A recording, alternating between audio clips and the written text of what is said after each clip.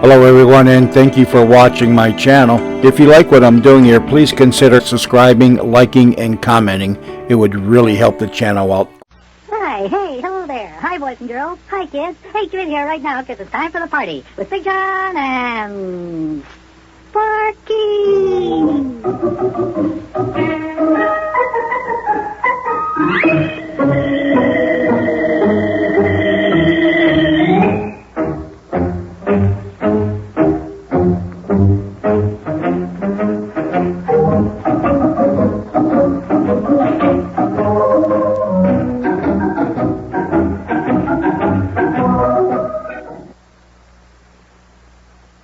And now, boys and girls, it's time for the further adventures of Big John and Sparkie. Today's chapter, Over the Falls in an Airplane.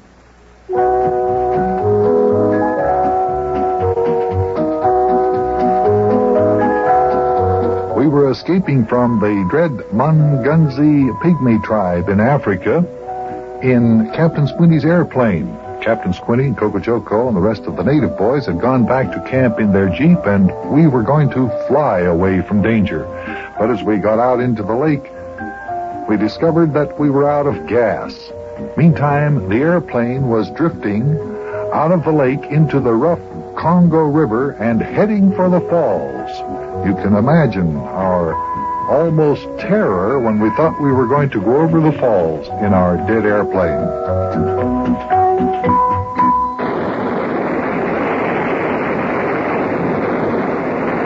Watch out for them rocks sticking up out of the water there, Yuki.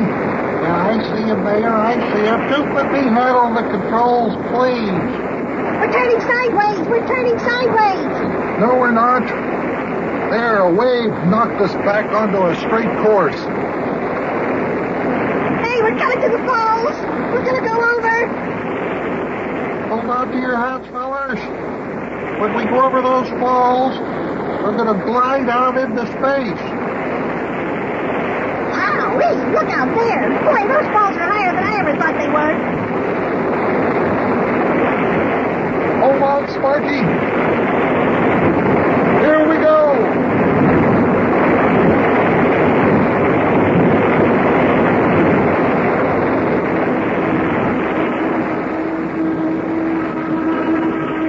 Look at us, we're gliding. We're gliding. We're gliding through space.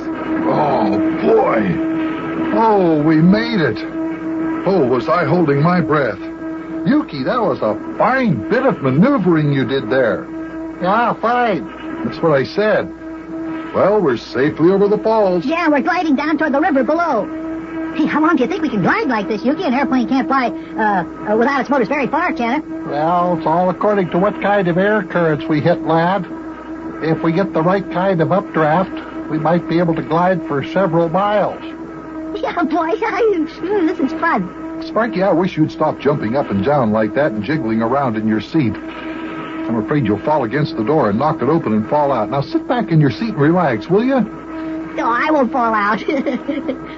Boy, Yuki, we sure are gliding a long way. Feels real funny to be flying in an airplane without the motors going. Did you ever fly the glider, lad? No. Did you? Oh, yes. Me and old Howard Boskin used to belong to the Gilded Gladiators Gliders Club out there in the old Western Hills Airport. That was back in 1939, 40, and 41. That was the years preceding the Second World War, you know, lad.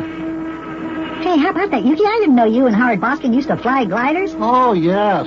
No, I didn't know that either, Yuki. I didn't even know that there used to be a glider club out there at the old airport. Oh, my goodness, Big John. I got news for you. I was the president of the club. What? Yeah, that's right. You were the president of the Gliders Club? Yeah, he was known as the Wingless Clipper. Mayor never did go up in any glider. Too heavy, huh? No, he's too fat. We couldn't get a glider big enough for the mayor to fit into. Well, if you've flown gliders, I can see how come you're able to glide this airplane so well. It seems to me, Yuki, that you're taking advantage of every updraft in the jungle. Oh, if this was a real glider, and it didn't have any motors on it to weigh it down like this, I could probably keep us up in the air for, a couple of hours or so.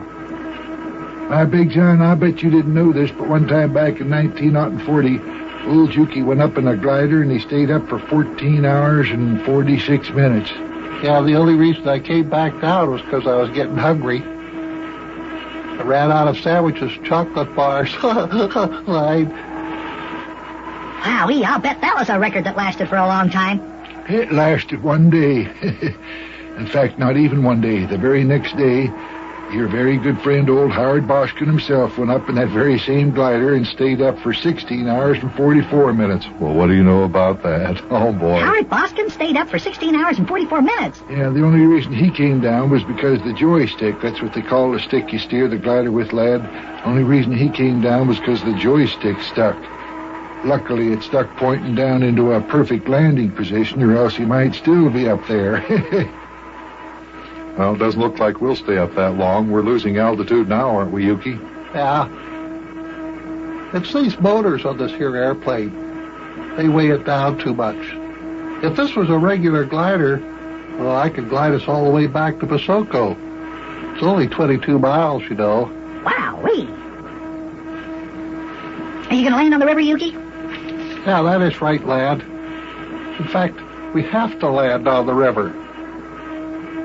As if we want to get back to Basoko, we'll just float downstream with the current. How far do you think we've glided in the air, Yuki? Well, about 5 miles, I'd say, Big John. Well, that means we're about 17 miles upstream from Basoko. It won't take us too long to float that far with the current. Well, here we go. We're going to land on the river.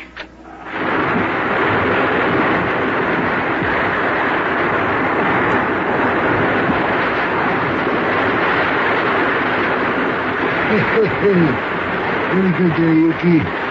Smooth as a fine landing, Yuki. Yeah, fine. Uh-oh. Uh-oh, now what, Yuki? What's the matter, Yuki? Yeah. Is there something wrong, Yuki? Fellas, I just happened to think of something. We're not out of gasoline after all. What? I forgot all about the emergency gas tanks in this airplane. See, all I have to do is throw this switch and we could use the gasoline in the emergency tanks. Well, imagine that. Yeah. Very funny. Very funny, Yuki, but what's the matter with you anyway, you dumb cluck?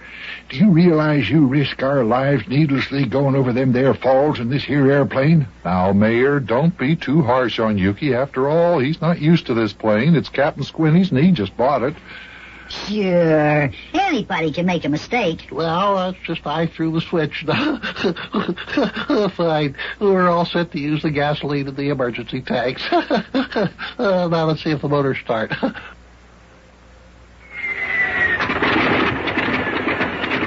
Fine.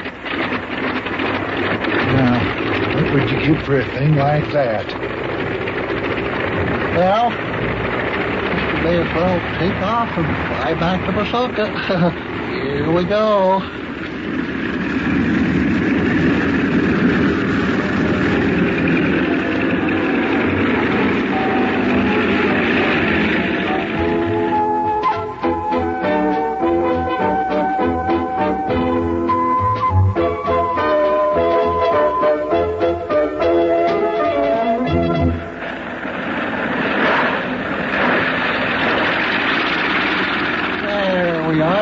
Touchdown.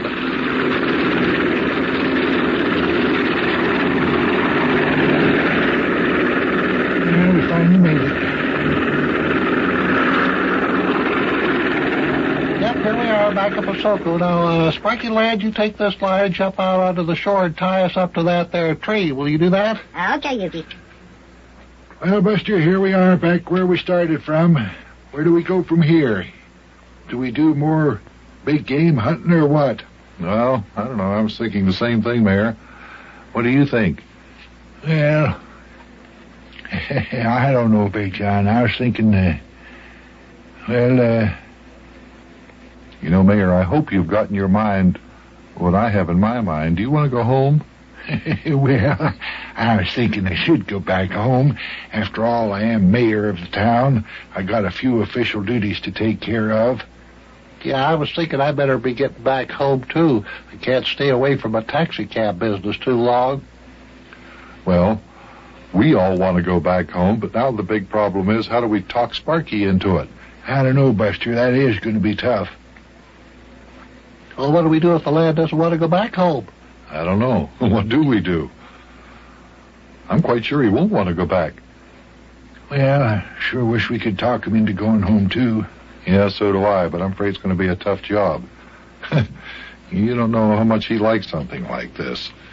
Well, Yuki, I got the plane all tied up to the tree, okay? Say, Sparkie, there's something we'd like to ask you. You see, what do you want to ask me, Big John? well, we were talking and, Mayor, you tell him. Well, you see, lad, it's like this. We thought, you tell him, Yuki. Yeah, well, we were kind of wondering, Sparkie. We were just kind of wondering... Well, what's the matter? Well, lad, we're sort of wondering, do you want to keep on hunting big game real bad? Oh, do you mean you still want to stay here in Africa? Well, if you want to stay, I will. But I tell you, I'm getting awfully homesick for Charlie Clammerding and Maxie Finster and Rabbit Ears McKeister and the Wonderlick Twins and Globby Globbenstraddle and all the rest of the guys in my club. Well, if you insist, we'll... Wait a minute. Do you mean, lad... You mean you want to go home, too? Well, what do you think of that? Boy, oh boy, oh boy, oh boy.